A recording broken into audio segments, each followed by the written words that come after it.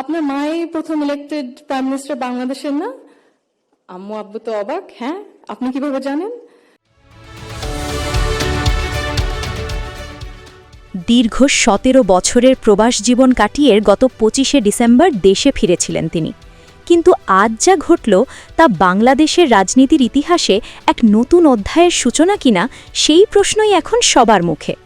আজ ১৮ই জানুয়ারি ঢাকার খামারবাড়িতে কৃষিবেদ ইনস্টিটিউটে এক বিশেষ সংলাপে প্রথমবারের মতো জনপরিসরে মাইক্রোফোন হাতে তুলে নিলেন ব্যারিস্টার জাইমা রহমান। তার কণ্ঠস্বর, তার বাচনভঙ্গি আর ধীরস্থির ব্যক্তিত্ব দেখে অনেকেই চমকে উঠেছেন।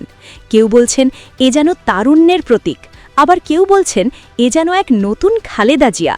কিন্তু জাইমা রহমান আজ কি বললেন? কেন তার এই বক্তব্য বিএনপির রাজনীতির জন্য এক বিশাল বড় বার্তা? বিস্তারিত থাকছে আজকের বিশেষ প্রতিবেদনে।